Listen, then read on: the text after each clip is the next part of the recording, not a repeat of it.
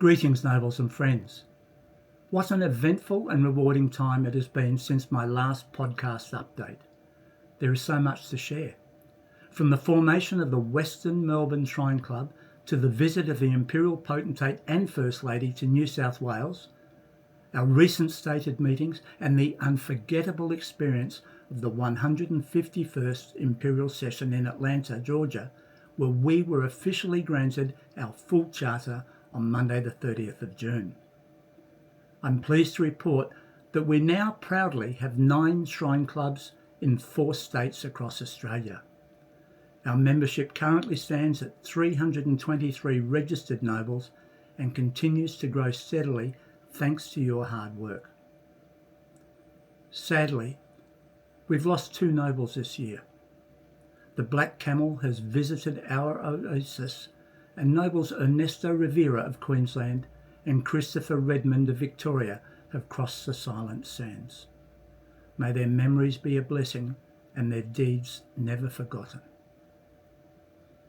February was a landmark month, beginning with the establishment of the Western Melbourne Shrine Club, followed closely by the arrival of Imperial Sir Richard Burke and First Lady Judy Burke in Sydney on the 20th of February, I believe.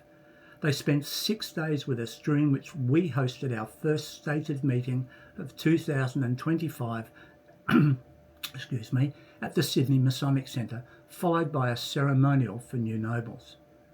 The venue, program and attendance were exceptional. They also visited 2 children's hospitals and enjoyed a lunch in the Hunter Valley with the Shrine Club's members and their families, enjoying the sunshine on the upstairs veranda of a real old Aussie hotel. It was a great day, and I thank the members and families of the Hunter Valley Shrine Club for making it happen. Our Easter philanthropic project once again focused on bringing joy to the children at Monash Children's Hospital in Clayton, Victoria. Thanks to generous support from the Order of the Eastern Star and the Order of the Amaranth, we were able to supply Easter eggs, chocolates and confectionery to all the children in the hospital's care during Easter, including those supported through outreach services and their staff. We spread smiles and goodwill to many over that weekend. In May, many activities were organised, including our ACRUX Shriners UD stated meeting on the 17th.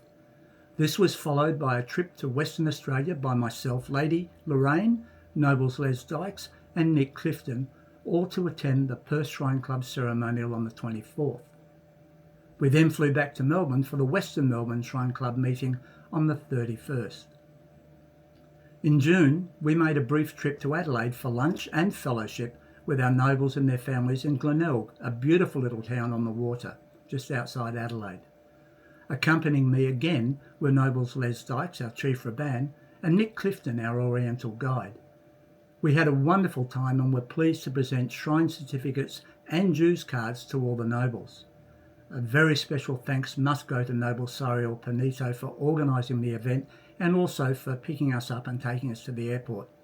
And to all of those who joined us, your warm welcome was greatly appreciated. Thank you. In preparation for our application for a full charter, our Board of Directors held several meetings with various Shriners International committees to ensure full compliance with operational, management and membership standards. And nobles, I'm proud to report that our diligence paid off. As I said before, during the recent Imperial Session in Atlanta, we were formally granted our charter. Our jurisdiction is the entire Commonwealth of Australia.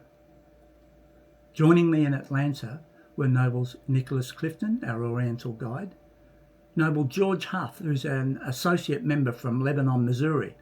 You may recall George. He was the noble who attended the Imperial Session last year to accept the Charter UD on our behalf. Also attending was Noble Doug Groom, our Marshal, and his wife, Lady Andrea Groom. To all who attended and supported us, I thank you.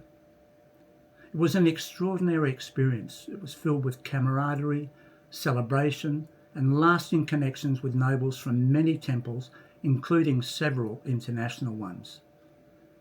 A highlight was the moment when, after the announcement of our charter being granted, a noble from the back of the auditorium shouted, "Aussie, Aussie, Aussie!"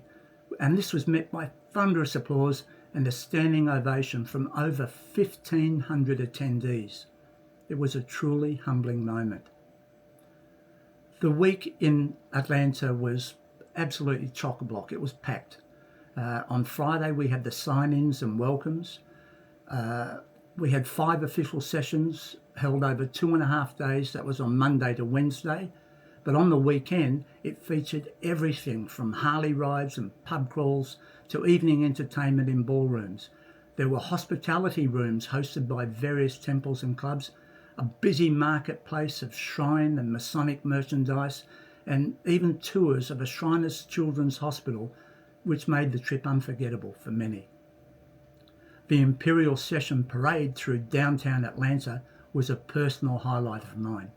It featured minicars, trikes, motorcycles, hot rods, hillbillies, pirates, clowns, marching parades, bands, the whole lot. It was phenomenal. I had the honour of riding alongside the Grand Master of Georgia in a fully refurbished 1948 Willys Jeep convertible.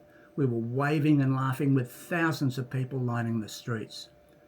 I must thank Noble George Huff and members of his other temple, or his mother temple, should I say, Abu Ben-Adhem, for arranging this memorable experience.